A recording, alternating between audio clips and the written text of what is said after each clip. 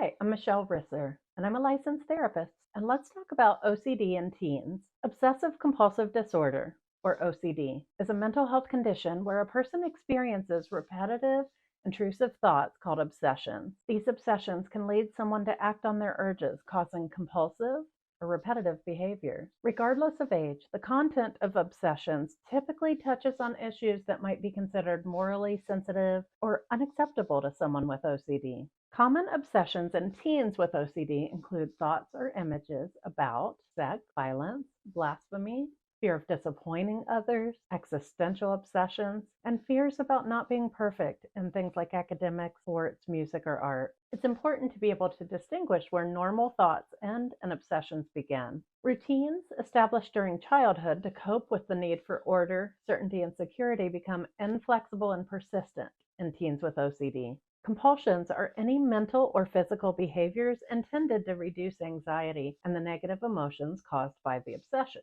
Mental rituals are not observable, but they may be occurring if the teen looks preoccupied, is stuck in place, or is staring at nothing in particular.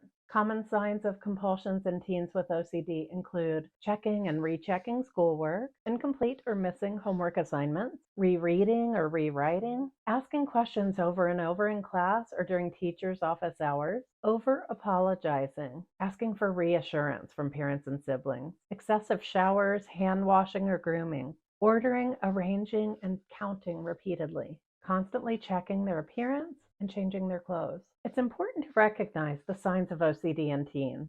Mild routines and habitual behaviors during childhood become compulsions when they start taking control of a teen's functioning, causing difficulty in their ability to redirect their focus on what they're doing. Important signs of emotional and behavioral changes that could be caused by OCD in teens include an increased dependency on others, avoiding social events, appearing withdrawn and anxious, asking repetitive questions to get reassurance, problems at school including academic perfectionism that can lead to late assignments or sleep deprivation to get their homework just right, difficulty with transitions or change, overachieving or perfectionism in extracurriculars like sports or playing an instrument, being overwhelmed by the amount of work that needs to get done, too much attention to detail, or a rigid adherence to the rules. If you suspect that your teen might be dealing with OCD, it's important that you take action while maintaining their dignity and autonomy as much as possible. Approach the conversation with openness and reassurance that you're not judging your teen. You're on their side and you want to help them feel better. Talk to your teen about what you're seeing. Your teen may not want to talk about their OCD or finding help,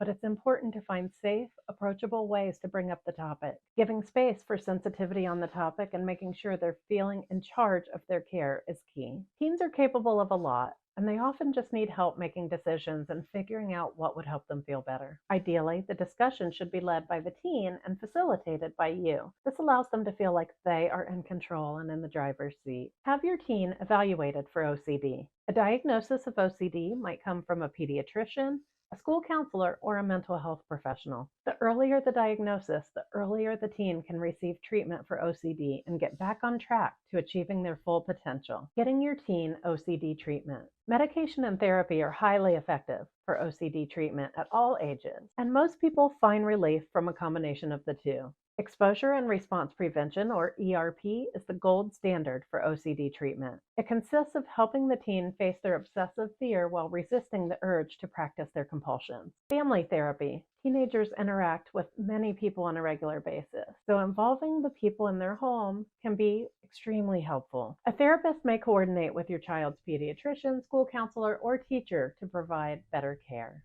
As a parent or primary caregiver, you also play a crucial role in your child's recovery from OCD, so a therapist will usually request that you participate in the family therapy session. Medication for OCD is typically the most effective when combined with therapy. Certain antidepressants have been found to be effective. A psychiatrist or psychiatric nurse practitioner who specializes in working with children would be able to discuss the pros and cons of medication and help you determine whether it should be added to your child's treatment. If you'd like to learn more about OCD treatments like medication and therapy, we've linked a few videos that we published in the description below. Final thoughts. The teenage years are challenging enough without an added level of anxiety and fear brought on by OCD. But teens and their families may be surprised by how many people in their community are also impacted by this disorder. There's a community of people who are going through the same struggle. We've linked some valuable resources in the description below to help you find a therapist, psychiatrist, and other helpful tools.